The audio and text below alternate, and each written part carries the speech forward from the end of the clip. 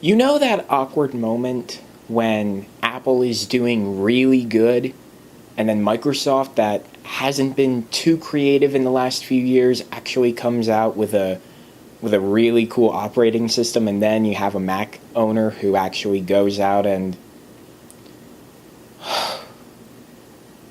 okay, I bought Windows 8.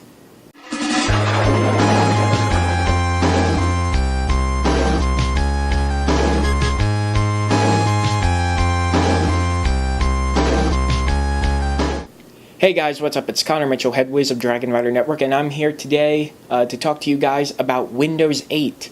In the last few days, Microsoft was rolling out their latest operating system to the public, and I got my hands on my very own copy. This new operating system incorporated a ton of new features, but I only have a time to go over a few because Hurricane Sandy is right outside my Windows 8.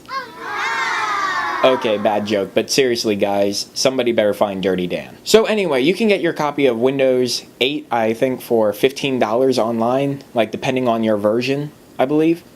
I got mine for a pretty good price, a lot cheaper than any other version of Windows that came before it, because all of those were in the hundreds of dollars just for purchasing an operating system. But I have to admit, Microsoft did a very good job with this version. They really tried to make it a whole new version of Windows that was usable for everybody. And I have to admit, being that Apple has held the top spot for their OS for quite a few years now in terms of creativity and powerfulness, Microsoft has actually taken a lesson here. They have actually made their OS into something that I would not only consider usable, but also fun. And here's why. Reason number one has to be the brand new Metro UI. So Apple has had this thing going on Lion and Mountain Lion where you have a Launchpad. This is where you have all of your apps come up that are running on your computer, and unusually, but not coincidentally, it looks a whole lot like iOS. Hence the whole reason why Apple was trying to migrate iOS with macOS 10 from the beginning. Every computer in the world is going to end up going mobile at one point or another, and the only stationary computers will be for high-end creators like movie producers, photo editors, and a whole lot of upper-level stuff that most consumers just will not need. But for the most part, the Metro UI is doing for Windows what Launchpad and Lion and Mountain Lion did for macOS. It's making Microsoft seem more unified with all of its operating systems. From the beginning though, I have to admit, even when I was madly in love with the iPhone and its operating system, I have to admit I always had a small crush on the operating system of Windows Phone 7. It was just such a beautiful layout. The Metro UI was interesting, it was fast, it was fun, and it was really well done. It was something that didn't resemble anything like Windows. It was like Windows actually started trying again. And don't get me wrong, I mean, I consider myself at least a partial Apple fanboy, but in the end, I really do have to look at things with an open mind. And Microsoft makes great software. There's no doubt in that. But overall though, the Metro UI creates a layout that is not only great for tablets, but also laptops and desktop computers, and that is a very hard thing to do. Finding ground in the middle for something like that is incredibly hard to do, because then you have to make it functional enough for it to be on a computer, but at the same time easy enough to be on a tablet. And finding the middle ground in that is not easy. But overall though, on a large screen, Metro looks absolutely amazing. It's great to work with your hands. It's like a giant Windows phone, which is exactly what the goal of it was supposed to be. Alright, now that I have acclaimed my love affair with the Metro UI far enough, I have to move on to number 2 of what Microsoft did well with this brand new version of Windows, and that is the App Store. Apple really did get us started on putting apps directly on our computers from a website or from an app store. And that was a very big thing for Lion when it was released. The fact that you would no longer have to go to a store and buy software was huge, and everybody tried to follow, and Microsoft saw to it that Windows 8 would surely have this feature as well. And I have to admit, with over 3,000 apps, Microsoft is really off to a good start. They have apps like Netflix, Wikipedia, Twitter clients, I think a few Facebook clients, they have one for Instagram, they have weather, they have news feeds, they have newspapers, all of that great stuff that you would be looking for. It's not as vast a collection of applications as in the Mac App Store, and there is certainly not as great of choices of games, but these apps really are functional. They really bring function to Windows 8. They just make the operating system so much more personalized for the end user. And I have to admit, I like using Microsoft's Netflix app a whole lot more than going to their website. The user interface is so clean, so new, so refreshing that it's just a breath of fresh air to use these new apps from Microsoft instead of something like Apple or even the website.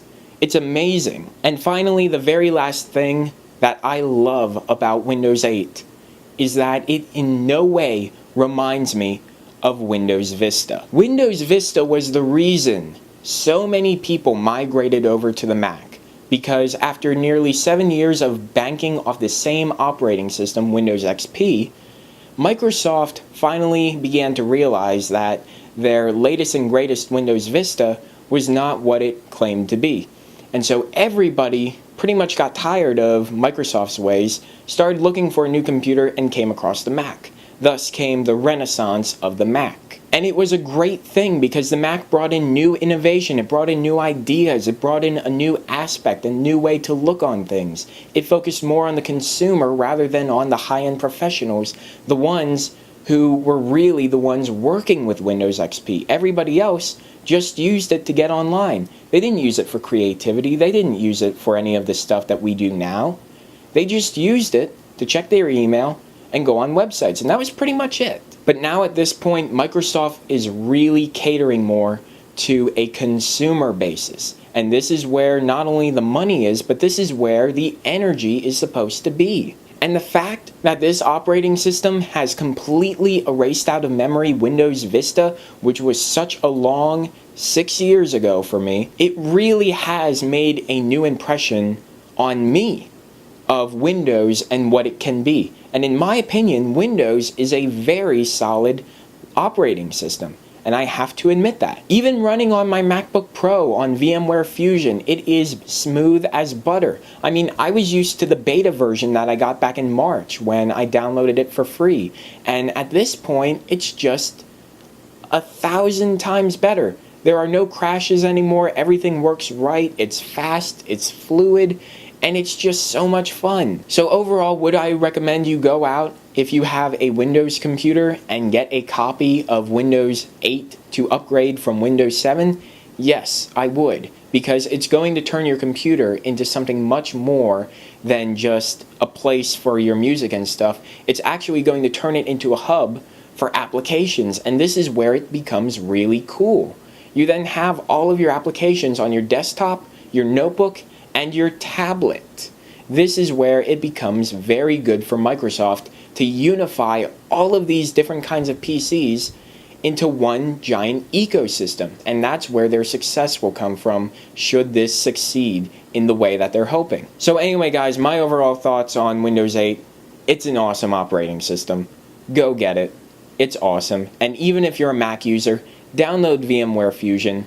Just try it out, because it's honestly pretty cool. And I am so thankful that people from Apple may or may not be watching this video, but it would be cool if they were. It's kind of, in a sense, a good look at where the Mac should be pointing its new guns at, because this is a brand new look for it, and it wouldn't hurt the Mac or the iPhone or iOS in general to try getting a new look. Something maybe a little bit like this. Cupertino, start up your photocopiers. So anyway guys, that's my video on Windows 8. Be sure to subscribe to the channel for more tech content like this. Follow me on Twitter, Facebook, and be sure to check out the website, which is currently down, and I'm still trying to get more information as the time goes on. DragonRiderNetwork.com. Anyway guys, I will catch you at the next video, and really hope I don't die in this hurricane, and hope even more that the power doesn't go out, so that way I can get this video up ASAP. Anyway guys, I will see you at the next video. Talk to you then.